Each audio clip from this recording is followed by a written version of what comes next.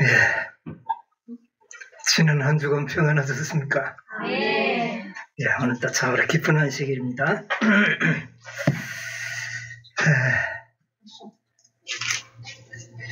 이제 다니엘서를 끝나고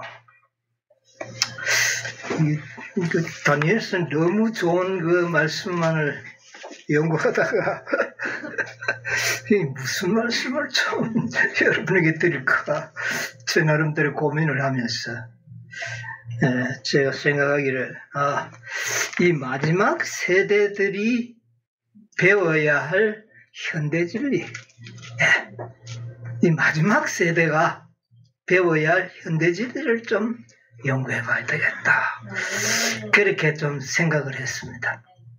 그래서 오늘부터 이 마지막 세대들, 우리가 무슨 세대들입니까? 마지막 세대들 맞습니까? 우리가 배워야 할 현대진리.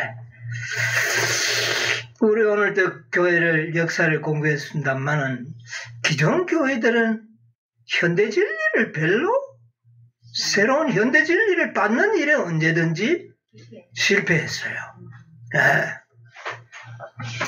뭐 루터 교회가 개혁은 잘했지만 그 이후에 웨슬레가 나와서 뭐 이렇게 개혁적인 성결의 거룩한 진리를 전할 때 아멘 하고 받았나요? 아니요. 절대로 안 받았어요.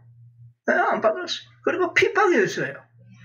그리고 또 웨슬리가 나와서 이제 제대로 잘했어요. 감리교도 세우고 뭐 이렇게. 나중에 진리들이 또 전파될 때 이 감리교회들이 잘 받아들였나요? 또 안 받아들였어요. 이런 걸 보면 한 번도 교회 역사상 새로운 진리가 전진하여 나타날 때마다 기존 교회들은 그 빛을 어떻게 했어요? 거절했어요. 그런데 그 조직이 오류를 막는 일에는 좀 공로를 세웠어요. 그렇죠? 흉악한 오류들이 교회에 들어오는 것을 막아주기는 했는데 그것만 잘했으면 참 좋은데 모두 막아버렸어요. 새로운 전진함에 나타나는 밝은 빛도 거절해버리는 이런 역사를 우리는 많은 교회 역사 속에서 배울 수가 있습니다. 지금부터 제가 좀 공부하는 이 현대 진리들은 자칫 잘못하면 그것 좀 뭐 이상하다.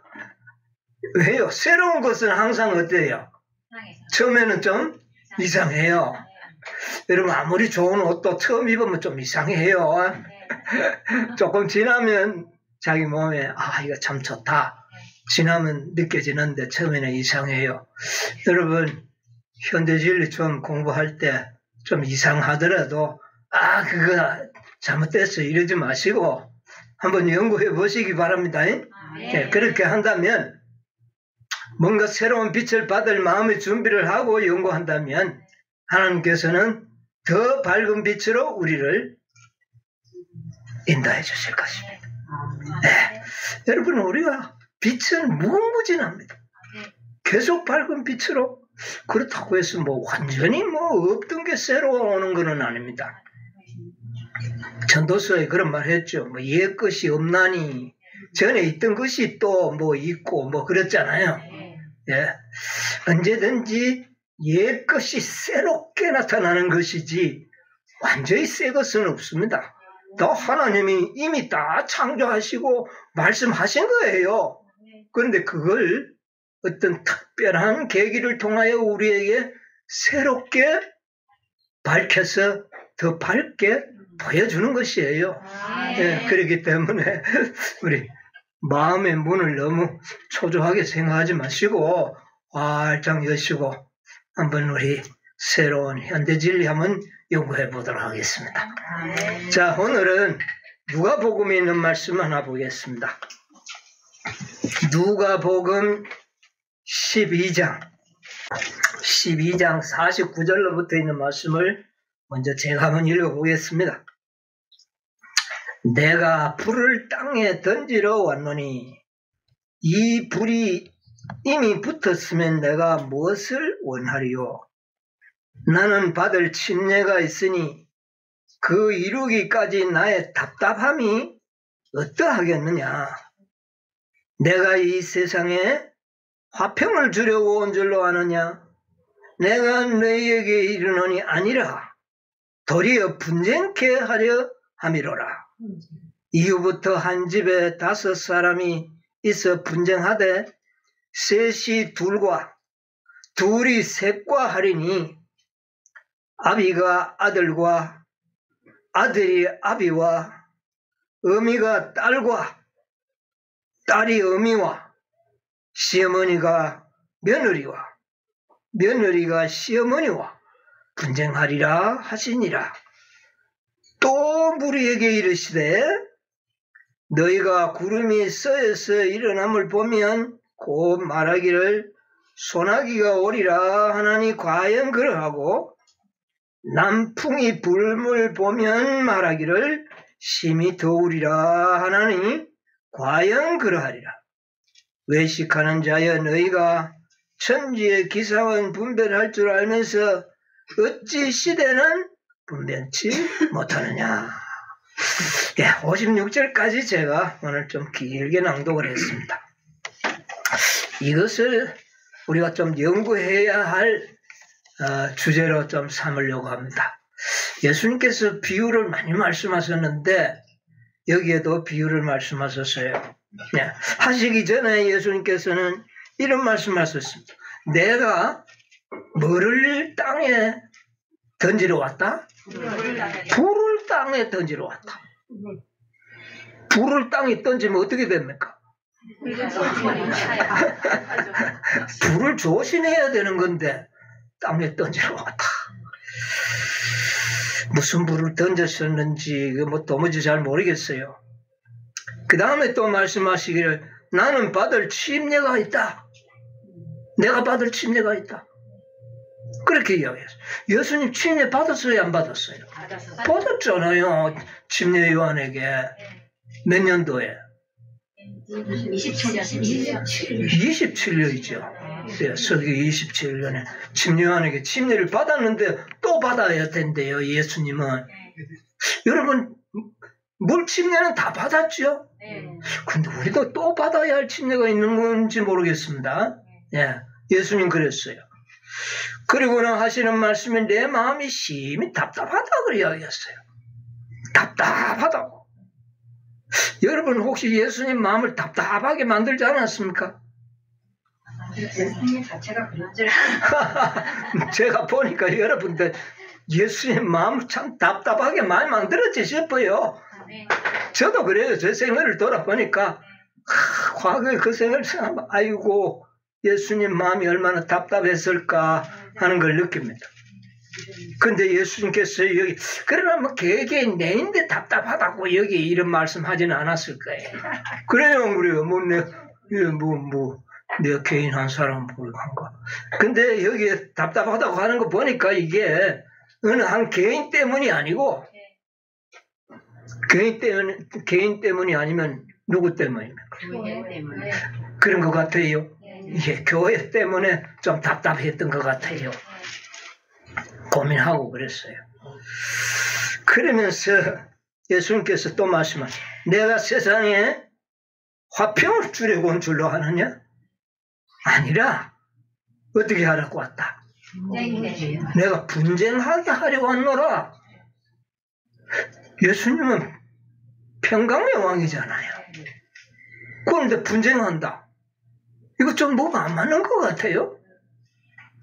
이 예수님이 하시는 말씀이 다들 오늘 우리들이 일반적으로 생각할 때 좀 이상한 말씀을 많이 하고 있어요. 그렇죠? 예, 분쟁. 이게 도대체 무슨 말인지 그렇습니다. 자, 그래서 이걸 뭐 한마디로 이것만 보고 설명을 하려니까 뭐가 문제가 있어요. 그래서 한번 성경절들을 좀 제가 찾아봤습니다. 한번 같이 찾아보겠습니다. 로마서 6장 4절에 있는 말씀 한번 보겠습니다. 6장 4절 그러므로 우리가 그의 죽으심과 합하여 침례를 받음으로 그와 함께 장사되었나니 이는 아버지의 영광으로 말미암아 그리스도를 죽은 자 가운데서 살리심과 같이 우리도 또한 새 생명 가운데서 행하게 하려 함이니라. 예, 여기 보니까 죽으심과 합하여 뭐를 받는다 그랬어요? 침례. 그러니까 죽는 것과 뭐와 관련이 좀 있는 것 같아요. 그럼 침례는 뭐 하는 겁니까? 죽는 거라는 거예요. 네, 침례는 죽는 것이다. 그러면 죽으면 어떻게 돼요? 부활해가지고 새 생명. 여러분, 내가 죽을 때 죽는 생명과 부활할 때 얻는 생명은 같은 겁니까, 이거? 다른 거예요. 완전 새로운 것이죠. 그래서 이 침례와 죽음은 뭔가 상관관계가 있다. 염두에 두시기 바랍니다. 마가복음 10장 38절. 예수께서 가라사대 너희 구하는 것을 너희가 알지 못하는도다. 너희가 나의 마시는 잔을 마시며 나의 받는 침례를 받을 것이다. 여기 뭐 이상한 또 말씀이 나오는데 나의 잔을 마실 수 있겠느냐? 그래놓고 또 연거푸 나의 받는 뭐를요? 그러니까 예수님이 앞으로 받을 침례를 받을 수 있겠느냐? 이런 이야기를 합니다. 이게 뭐 조금 알 것 같기는 한데 한번 염두에 두고 한번 생각을 해봅시다. 그래서 예수님의 십자가를 앞두고 이 말씀을 하셨거든요. 십자가에 돌아가시기 직전에 이 말씀하신 거예요. 그러니까 십자가와 침례가 뭐가 좀 관계가 좀 있는 것 같아요. 그렇죠? 예, 이렇게 좀 염두에 두겠습니다. 그래서 침례라는 것은 죽는 것이고 예수님이 받을 침례는 십자가다. 뭐 이렇게 좀 이해는 되는 것 같아요. 알 것 같은데 그럼 불은 뭐냐 도대체? 불은 불. 자, 마태복음 3장 11절을 한번 볼까요? 마태복음 3장 11절. 나는 너희로 회개케 하기 위하여 물로 침례를 주거니와 내 뒤에 오시는 이는 나보다 능력이 많으시니 나는 그의 신을 들기도 감당치 못하겠노라. 그는 성령과 불로 너희에게 침례를 주실 여기 보니까 침례 안에 하신 말씀이 의미가 있죠. 나는 물로서 침례를 줬지만 내 뒤에 오시는 분 누구요? 예수님은 무엇과 뭐로 침례를 준다? 성령과 불로. 성령의 침례와 불의 침례를 너희에게 줄 것이다. 여러분, 불 침례 받았어요? 네?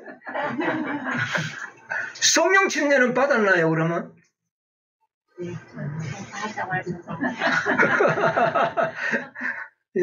뭐 다 침례 받았으니까 받았다 하면 되기야 되지만은, 그런데 예수님이 주실 이 불의 침례와 성령의 침례를 깊이 생각을 해야 돼요. 예, 깊이 한번 생각을 해보겠습니다. 자, 베드로전서 4장 12절로 14절 한번 보겠습니다. 베드로전서 4장 12절로 14절. 사랑하는 자들아, 너희를 실현하려고 오는 불시험을 이상한 일을 당하는 것 같이 이상히 여기지 말고 오직 너희가 그리스도의 고난에 참여하는 것으로 즐거워하라. 이는 그의 영광을 나타내실 때 너희도 즐거워하고 기뻐하게 하려 함이니라. 네, 됐습니다. 끝까지 읽겠습니다. 여기 보니까 뭐 받는 걸 이상하게 여기지 마라? 불시험. 여러분, 불시험 받았습니까? 불로 받는 시험. 아직까지 못 받았어요. 이게 불시험이 불침례하고 이게 좀 비슷한 것 같죠? 네. 예. 이거 좀 연관이 되는 것 같죠? 예, 그렇습니다. 예. 그래서 지금까지 이 비유는 개인적으로는 다 적용이 되죠. 여러분, 굉장한 어려운 시험 당하는 거, 그 불시험이라고 할 수 있어요. 더 뜨거운 것도 있겠지만은, 어쨌든, 불시험들은 다 한 번씩 받아본 적은 아마 있을 거예요. 그죠? 네, 저도 참 머리가 빠지기까지 고민을 한번 해본 적이 있어요. 그게 무슨 시험일까요? 그 불시험이죠.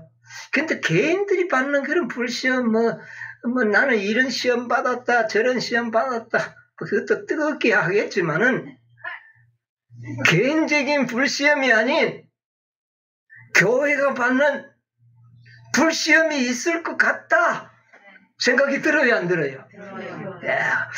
그게 지금 예수님이 하시는 이 비유가 보통 비유가 아닙니다. 이게 보통 비유가 아니에요. 개개인에게도 적용이 되지만은 이것은 마지막 하나님의 교회에 적용되는 그런 비유가 아니겠는가 그렇게 생각을 합니다. 그래서 예수님이 하신 이 모든 말씀은 아주 깊고 넓은 의미가 있는 것 같아요. 예수님이 이 말씀을 언제 하셨느냐 하면은 이제 그 십자가에 어떻게 해요? 달리시기 직전에 했으니까 이 말씀이 언제 적용하는 게 맞을 것 같아요? 우리들한테는. 우리 영희 집사님 막 대단히 알아맞자고. 재림 직전에 이런 사건이 있을 것 같은 느낌이 들어요. 예수님이 바로 십자가 직전에 이런 말씀을 하셨다는 것은 이것은 또 뭐 직전에? 재림 전 마지막 때에, 이 세상 마지막 때에 있을 일이 아니겠는가 그런 생각을 합니다. 그리고는 예수님이 그 말씀 하시고는 가슴이 답답하다고 그랬어요. 예수님이 왜 가슴이 답답했을까요? 아직 준비되지 못한 제자들 교회의 모습을 바라봐. 다 그 정도 설교는 다 많이 들어봤을 겁니다. 그죠? 많이 들었습니다. 예수님의 가슴이 답답하다고 그랬어요. 마가복음 10장 32절로 한번 보겠습니다. 왜 예수님의 가슴이 답답했는지. 예루살렘으로 올라가는 길에 예수께서 제자들 앞에 서서 가시는데 저희가 놀라고 쫓는 자들은 두려워하더라. 이에 다시 12 제자를 데리시고 저희의 당할 일을 일러 가라사대 보라 우리가 예루살렘에 올라가노니 인자가 대제사장들과 서기관들에게 넘기움에 저희가 죽이기로 결단하고 이방인들에게 넘겨주겠고 그들은 능욕하며 침뱉으며 채찍질하고 죽일 것이니 저는 3일 만에 살아나리라. 거기까지 한번 보겠습니다. 자, 예수님께서 지금 이제 어디로 올라가는 길입니까? 십자가에 죽으시기 위하여 마지막 예루살렘을 방문하는 이때입니다. 이때 예수님께서 올라가시는데 주위에 있는 사람들이 다 어떻게 했다고요?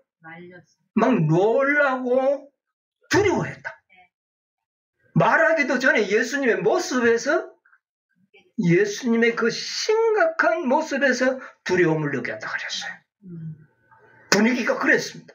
그런데 예수님이 말씀하시기를 내가 예루살렘에 올라가서 제사장들과 서기관들에게 넘겨서 그 다음에 죽임을 당할 것이며 그 다음에 죽는데도 그냥 죽는 게 아니라 능욕당하고 침뱉임받고 채찍질 당하고 이렇게 죽을 것이다. 그리고 3일 만에 살아나리라. 심각한 이야기를 하셨습니다. 그러면 분위기가 어떻게 돼야 돼요? 제자들이 아이고 예수님 이거 도대체 어쩌자는 이야기입니까? 이런 일이 일어나면 안 되지 않습니까? 이게 무슨 뜻입니까? 이렇게 대화가 돼야 되는 겁니다. 그렇죠? 근데 그 다음에 대화가 보세요. 35절. 이 세베대의 아들 야고보와 요한이 주께 나와 여짜오되 선생님이여 무엇이든지 우리의 구하는 바를 우리에게 하여 주시기를 원하옵나이다. 이르시되 너희에게 무엇을 하여 주기를 원하느냐? 여짜오되 주의 영광 중에서 우리를 하나는 주의 우편에 하나는 좌편에 앉게 하여. 이거 분위기가 이상하게 흘러갑니다. 예수님은 심각하게 자신의 죽음을 이야기하면서 제자들의 뭐를 받기를 원했어요? 위로와 기도. 그걸 받기로 했어요. 그런데 뭐라 그럽니까? 가장 그래도 그 제자 중에는 뭐 최고다 생각하던 야고보가 나와가 하는 이야기가 예수님 왕이 되면 나는 우편에 자는 좌편에 하도록 이거 답답할 노릇입니까 아닙니까? 참말로 답답할 노릇입니다. 네? 도대체가 이게 무슨 이야기입니까 이게? 동문서답도 이런 동문서답이 어디 있어요? 예수님 답답하겠죠? 예수님께서 말씀하십니다. 38절. 예수께서 가라사대 너희 구하는 것을 너희가 알지 못하는도다. 너희가 나의 마시는 잔을 마시며 나의 받는 침례를 받을 수 있느냐? 저희가 말하되 할 수 있나이다. 예수께서 이르시되 너희가 나의 마시는 잔을 마시며 나의 받는 침례를 받으려니와 내 좌편에 앉는 것은 나의 줄 것이 아니라 누구를 위하여 예비되었던지 그들이 얻을 것이니라. 열 제자가 듣고 야고보와 요한에게 대하여 여기거늘. 예, 거기까지 읽겠습니다.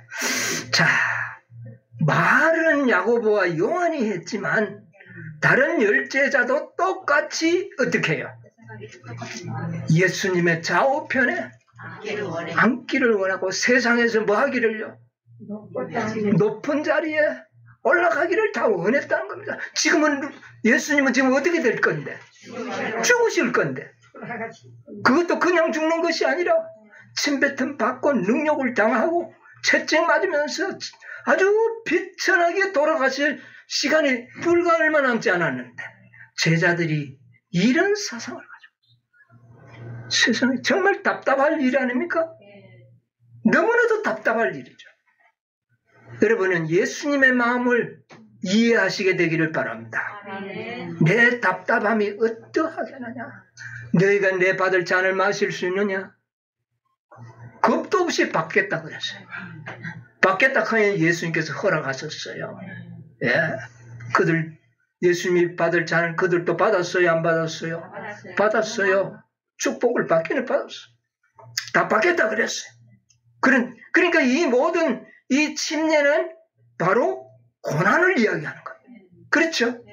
이게 바로 불시험 아닙니까? 이것을 받겠다 그랬어요. 뭐 알고 그랬든 모르고 그래도 받겠다 하니까 허락이 된 거예요.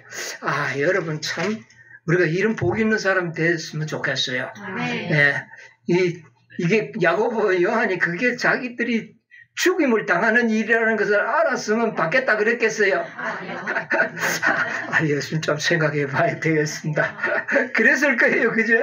모르고 받겠다 그랬어. 여러분 모르고라도 받겠다 그러십시오. 불시험이 뭔지 여러분 압니까 지금? 몰라요. 불침례가 뭔지 알아요? 몰라요. 잘 모르죠? 그래도 받겠다고 하십시오. 아멘. 여러분 불침례 받으시겠습니까? 아멘. 예, 침례 요한이 그랬어요. 내 뒤에 오시는 이는 여러분들에게 불침례를 줄 것이고 성령의 침례를 줄 것이다.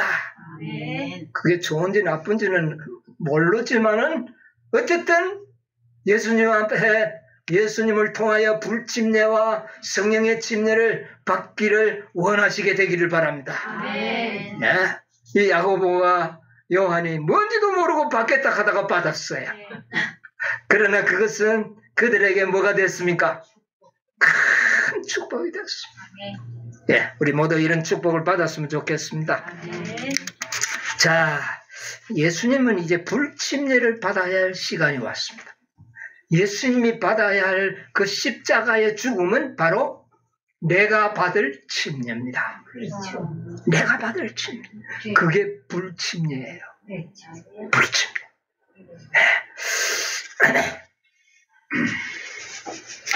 참 예수님이 답답했을 겁니다. 그죠? 그러면서 또 예수님께서는 이상한 말씀을 하십니다. 무슨 이야기를 합니까? 한 집에 5 사람이 있는데 분쟁하는 이야기를 합니다. 이건 비유지요. 그런데 이걸 뭐냐면은 예수님께서는 제자들도 답답했지만 내가 지금 한 집안의 5 식구들 때문에도 내가 답답하다 그 말입니다. 예수님이 답답한 일이 제자들만에게 있는 게 아니에요. 누구에게도 있다? 한 집안에 몇 명? 5 식구가 살고 있는 집안 때문에 내가 뭐하다? 답답하다. 그 이야기를 지금 하시는 거예요.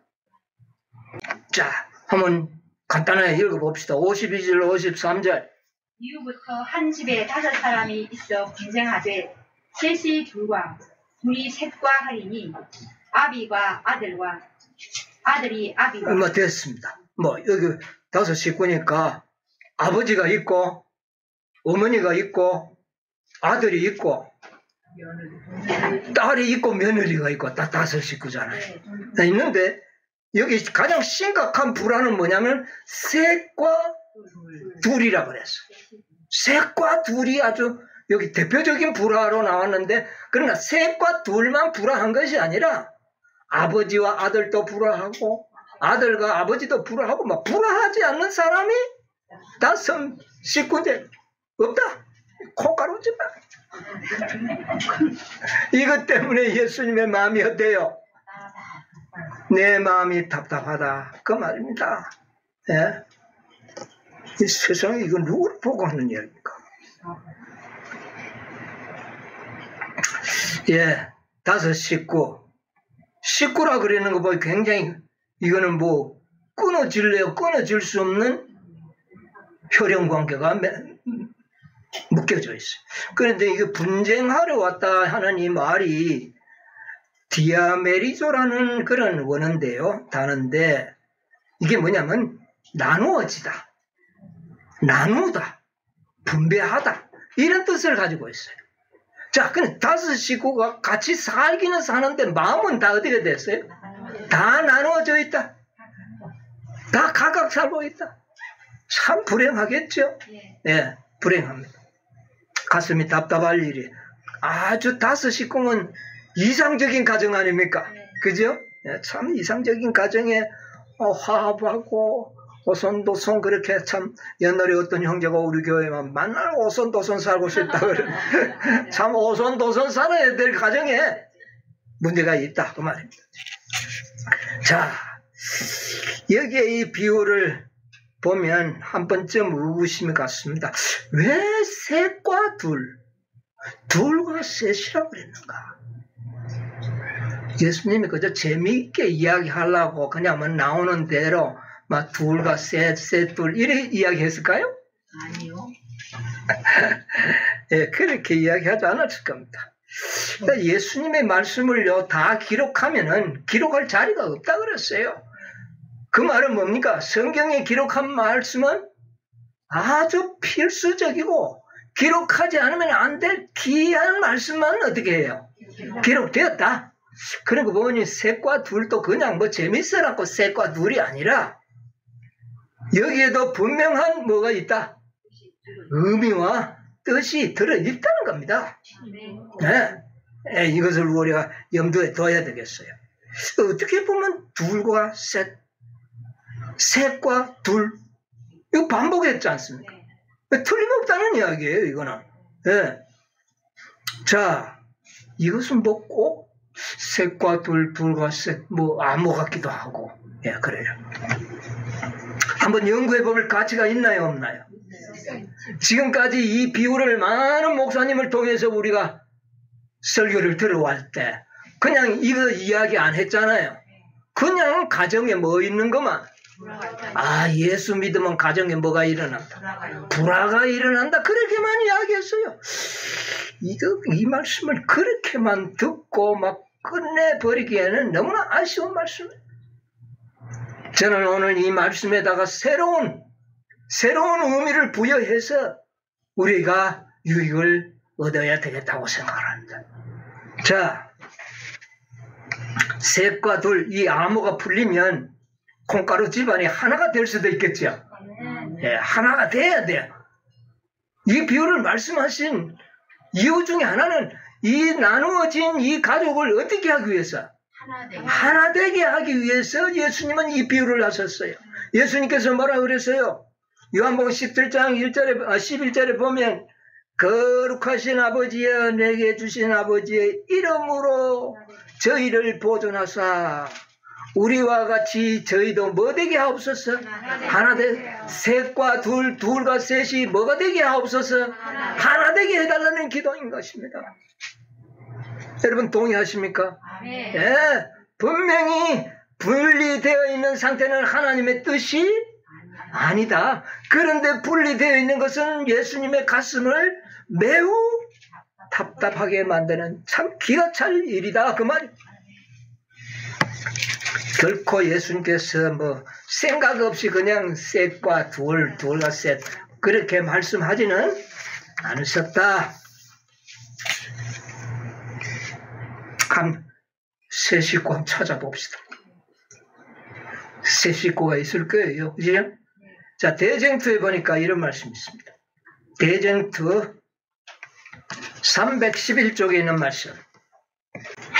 대쟁투 311쪽에 하나님의 나라에 설 수 있는 백성들을 준비시키기 위해서는 하나의 큰 개혁이 이루어져야 할 것이다.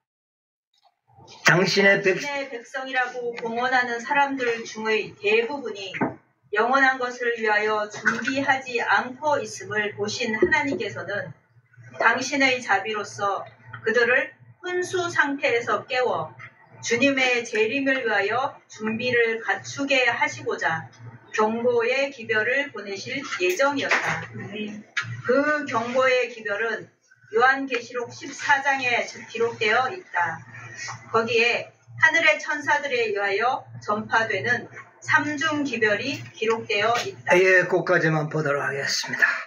이제 하나님의 날에 쓸 수 있는 백성을 준비하기 위하여 이게 시대적으로 어느 때가 될까요? 하나님의 날이 언제입니까? 그리스도의 재림이죠.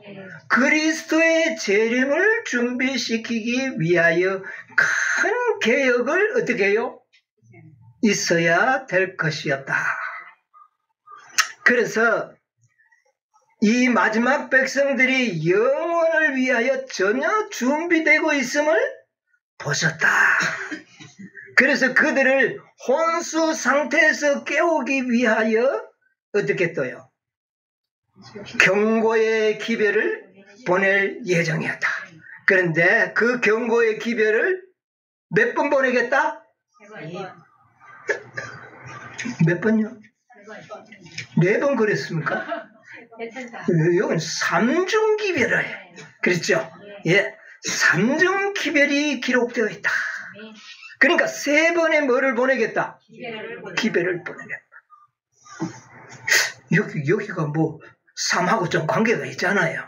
마지막 때, 그렇죠? 예, 마지막 때 교회를 위해서. 자, 계시록 14장에 그랬다 그랬는데 14장 한번 읽어보겠습니다. 다 외우겠지만 그래도 읽어보자고요. 14장 6절로 10절. 또 보니 다른 천사가 공중에서 날아가는데 땅에 거하는 자들 곧 여러 나라와 족속과 방언과 백성에게 전할 영원한 복음을 가졌더라. 그가 큰 음성으로 말해 하나님을 두려워하며 그에게 영광을 돌리라. 이는 그의 심판하실 시간이 이르렀으니 하늘과 땅과 바다와 물들의 근원을 만드신 이를 경배하라.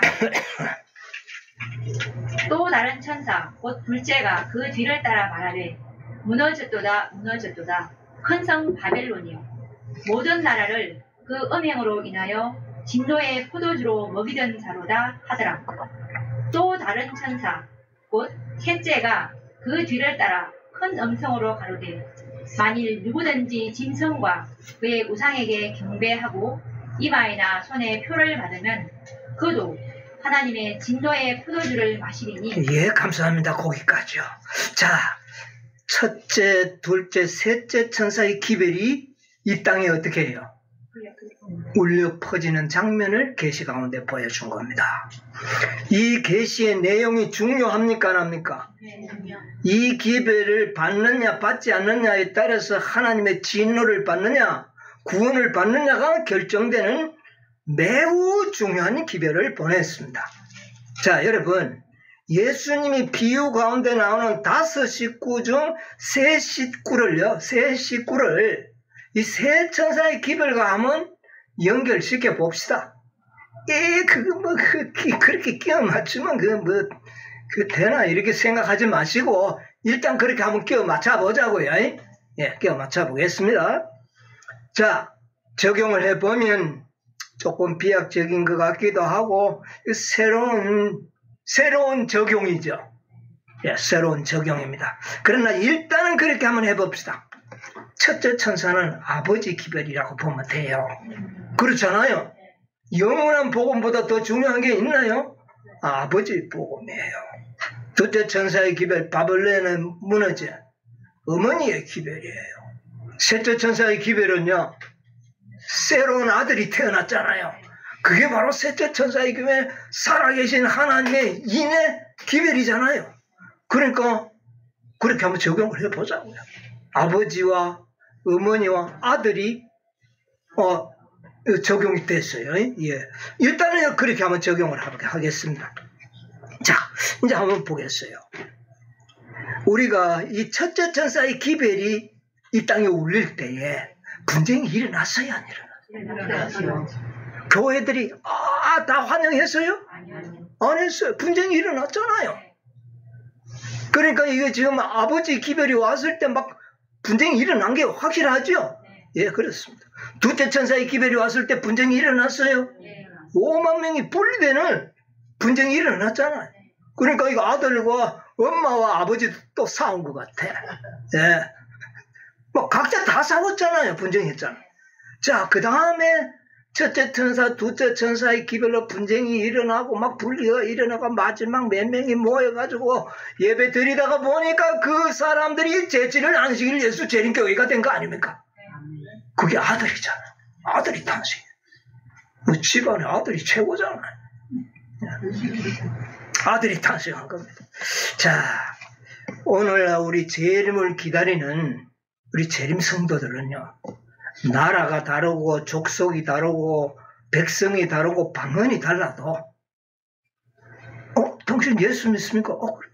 나 안식일 당신 안식일 지키느냐고. 셋째 천사의 기별 믿냐? 그렇다고. 그러면 브라더라고 다 그러나.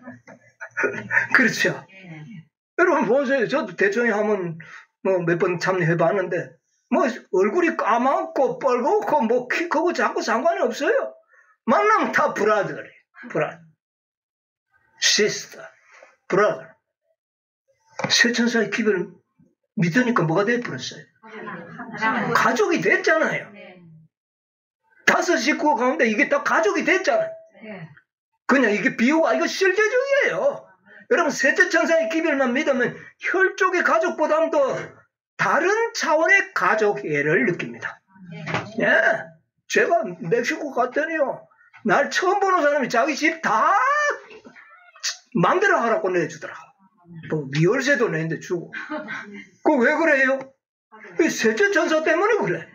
셋째 천사. 우리를 뭐로 만들었어요? 다 가족으로 만들었어요. 끼워 맞추기가 아니고 실제적이잖아요. 이게 실제적인 가족입니다. 셋째 천사의 기별 믿으면, 안 믿으면 분쟁이 일어나지만 믿으면 어떻게 돼요? 가족이요. 분쟁은 일어났지만 연합하는 자도 있었어요, 없었어요? 그들은 가족이라. 자, 한번 우리 그래 믿어보니까 세 사람이 딱 맞아 들어갔잖아요. 그렇죠? 자, 예수님께서 요한복음 21장 25절에 보니까 이런 말씀을 했더라고요. 예수의 행하신 일이 이외에도 많으니 만일 낱낱이 기록된다면 이 세상에도 기록된 책을 두기에 어떻게 해요? 부족할 줄 아노라. 셋과 둘, 이것은 분명히 현실적이다. 실제적이다는 겁니다. 단순한 비유가 아니었어요. 예, 이것을 우리는 분명히 생각을 해. 그래서 이 말씀에 유의한다면 아주 우리는 이 비유를 깊이 연구해야 될 것입니다. 예, 이 숫자를 결코 가볍게 여겨서는 안 된다는 겁니다. 문자 속에 하나님의 생명이 있고 능력이 있고 고귀한 하나님의 예언들이 함축되어 있다는 것을 발견하는 겁니다. 네. 그만큼 우리는 성경 말씀에 뭐 해야 돼요? 예, 오직 성경에 우리의 믿음의 뿌리를 박아야 한다. 네. 자, 그래서 이 5 식구 중에 3 식구는 찾았어요. 그렇죠? 세 식구는 찾았어요. 가만 보니 그 세 식구들이 루터나 칼빈의 진리를 받았던 사람들이고, 또 웨슬리와 모라비안의 그 정말 성결의 진리를 믿었던 사람들이 또 합쳐졌고, 그 다음에 윌리엄 밀러의 첫째, 둘째, 셋째 천사의 기별을 통하여 셋째 천사의 기별까지를 받은 사람들이 바로 세 식구다. 여기에서 모든 것은 다 파생되어 나간다. 이제 아버지와 어머니와 아들까지를 우리는 이제 분명히 찾았다고 저는 생각합니다. 야. 이제 나머지 2 식구만 찾으면 되는데 오늘 시간이 뭐 또 다 돼버려가지고 2 식구는 다음 안식일 찾읍시다. 2 식구는 다음 안식일에 찾는 게 좋을 것 같아요. 뭐 지금도 말은 할 수가 있는데 어설프게 하는 것보다는 확실하게 아는 게 중요하죠. 여러분, 세 식구는 세 천사의 기별에 의하여 생겨난 재림 성도들을 말하는 비유였다. 여러분 동의합니까? 네. 확실합니다. 그런데 이것을 하나 되지 못하고 분쟁 속에 살아가는 사람들을 보고 예수님께서는 뭐하다? 내 가슴이 답답하다. 뭐 해야 되는데? 이게 빛이 올 때마다 아멘 감사합니다 할렐루야 하면서 받아들여야 하는데 그 빛을 대다수가 어떻게 합니까? 거절하고 그 다음에 아주 극소수가 그 진리를 받아들여가지고 그 작은 무리들이 하나가 되어서 그렇게 이제 꾸려온 교회가 어느 교회다? 제7일 안식일 예수 재림교회다. 그 처음에는 아주 작은 무리들이 연합이었어요. 근데 이제 재림교회가 둥치가 어떻게 됐어요? 우와, 커져버렸어요. 우리 역사를 보니까 새 빛을 받고 난 다음에 시대가 지나가니까 빛이 어떻게 됩니까? 흐릿하게 되죠. 밑뜻 미지근해? 처음에는 뜨거웠는데 시간이 지나가니까 어떻게 해요? 미지근하게 돼요. 그러면 이제 뭐가 또 필요해요? 새로운 뭐가 또 필요하죠.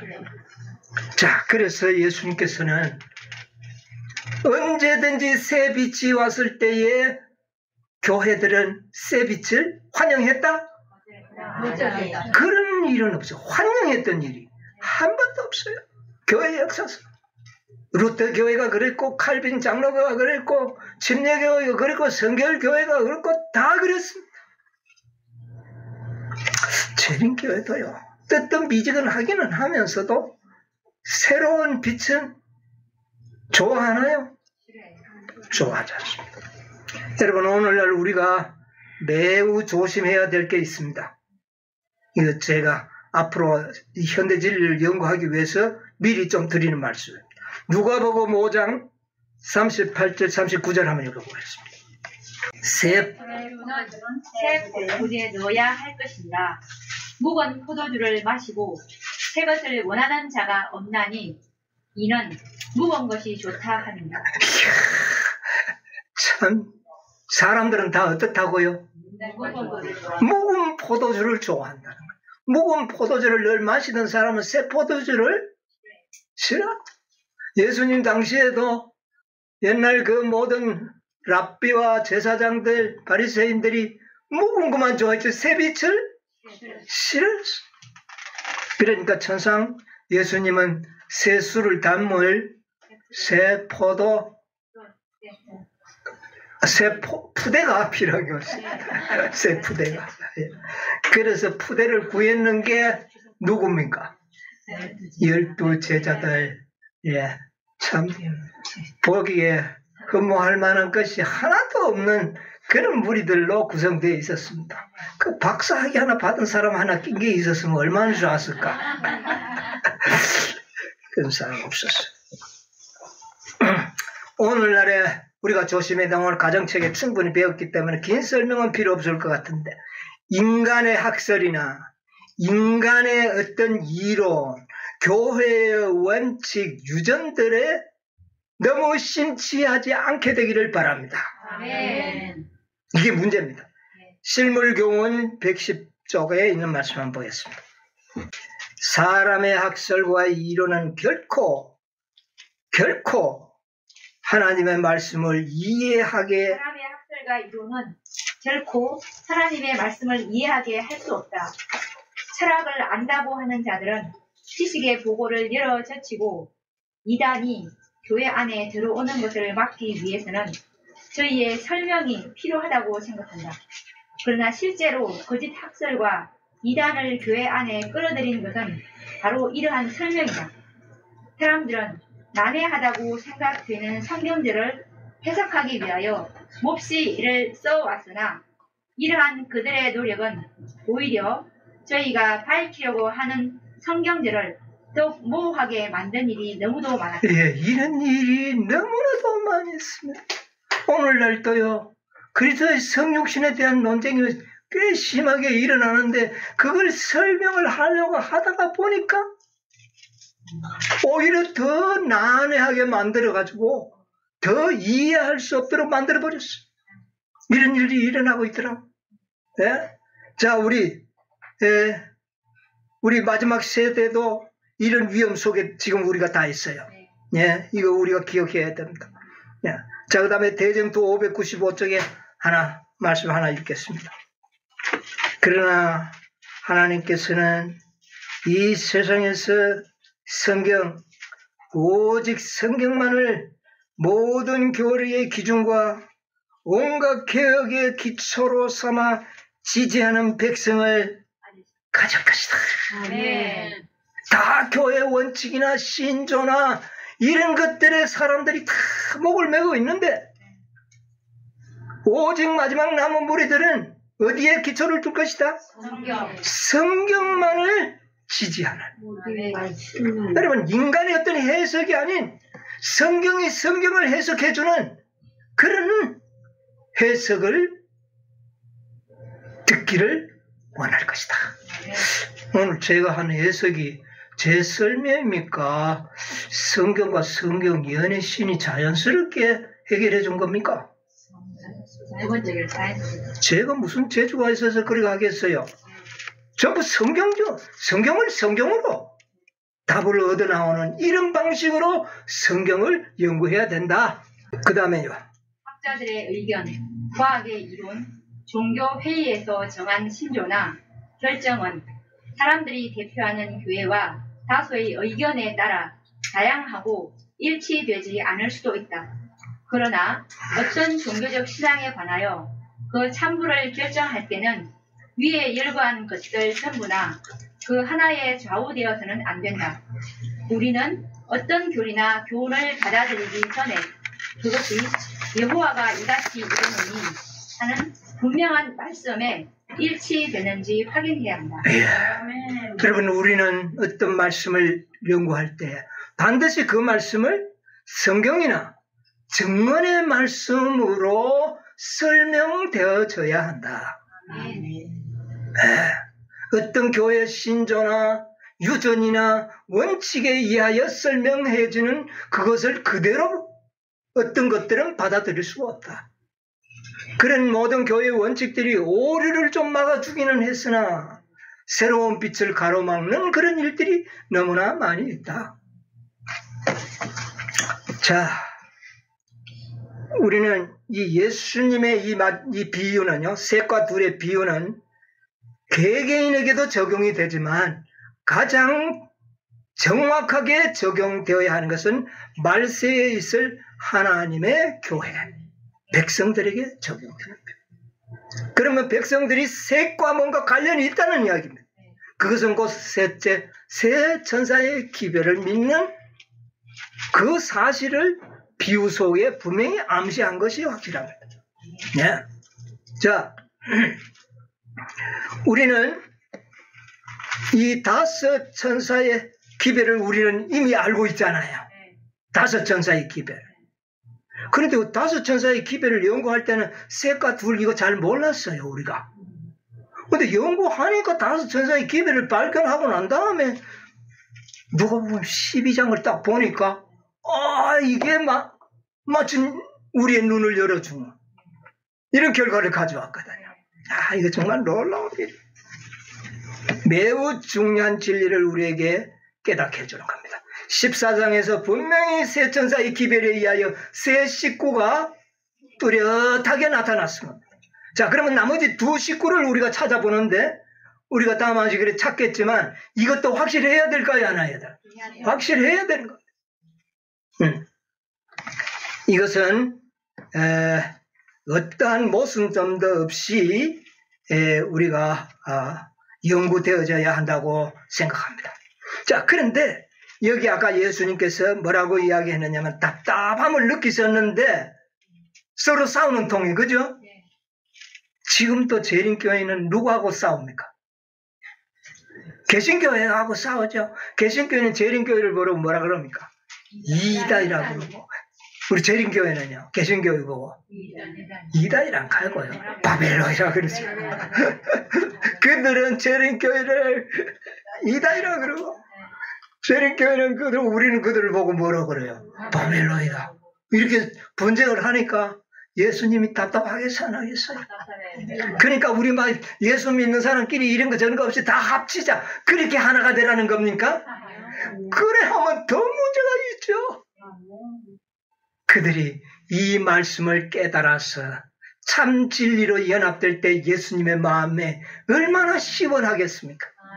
그렇게 돼야 되죠. 예, 그런데 지금 싸우고 있죠. 예.